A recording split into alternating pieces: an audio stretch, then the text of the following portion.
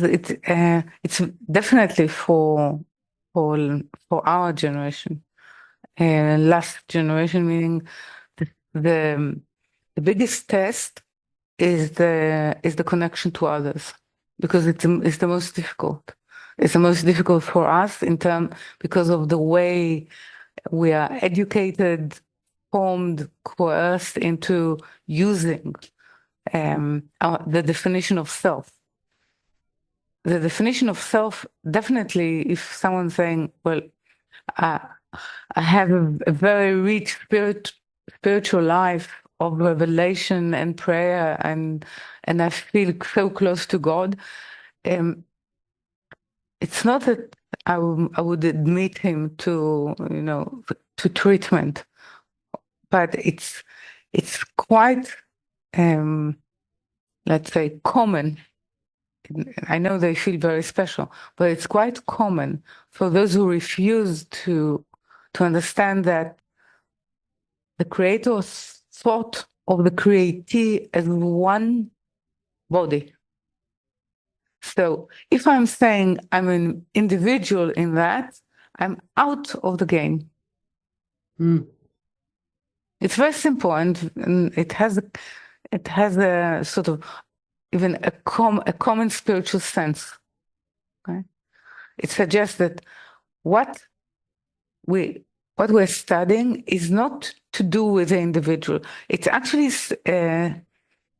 if we speak about Nasor, about this portion, it speaks about the ability to bless the many, a multitude of of of consciousness, that they will come together, and they will help each other to perceive their purpose. And when they will be able to come together and there will be one body, then there will be the sense of being individual will be the most deep and true that they will ever experience.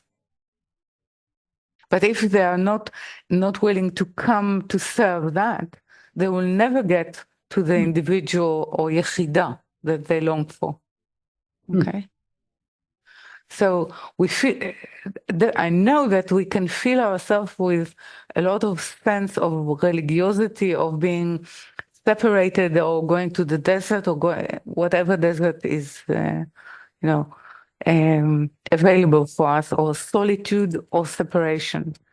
But the real test, the real spiritual test of our time is the community and the group. We can see because we abhor it. We don't want it. We reject it. So it's quite clear.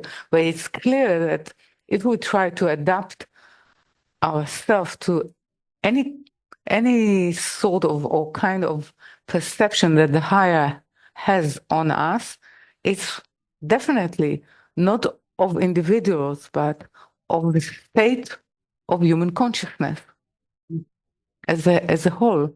Yeah. So this. How does Erev Rav fit into this? Okay. Love is a must within that, because it's a must. A must. Yeah. Within, we cannot actually. There is no Israel without Erev Rav. It's actually, it's very similar to what you ask now, because Erev Rav has a tendency for religiosity outside the community effort. It has the whole. We can see it. We can see that what is joining. Why actually Erev Rav or hordes or whatever is actually joining Israel, because their sense, and it means that they have a very acute sense to spiritual sense, or to spiritual renewal.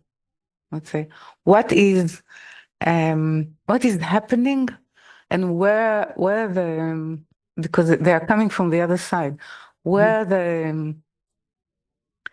spiritual light is residing at a certain moment. So this is where the power of, let's say, this is the cradle of religions. Those people who sense that something spiritually have changed, they look for the where in which consciousness it concentrates itself, and they will join it. And then they will interpret it to their understanding or perception of what is service. So actually, it's not possible for Israel to actually become priest without having this notion or this human tendency part of them. It's in order to be able to sort it and to create a different value. But the religious tendency of humanity need to be part of Israel, which is Erev Rav. Erev Rav went after Moshe. Yes. Because they saw that there is a presence with him. There is a higher presence with him, more than there is with the Pharaoh or the religion that they used to. And this is why Yitro is coming. Okay? And well, Torah is very particular. The Torah is given in a portion that is after the name of Yitro. You can say that another name for Yitro is Erev Rav, because Yitro is an expert in religion. This is what they say, Kohen le'el elyon. Yes. Yeah. So he actually knows. So this tendency, the religious tendency of humanity, if Israel to be true priest of spiritual terms and the presence of light, they need to engage with this need. And it needs to be part of their consideration, part of their how to actually quell it on one hand and how to use it in the right way. This is what Erev Rav is bringing. This is why secular people would say that Erev Rav are actually everyone that is religious in terms of not being able to see the need of the community or the need of Israel. So Erev Rav, they are Charedim. But Charedim will say that Erev Rav are those who are free from the yoke of working. So we need to create a middle line. This is what we do here.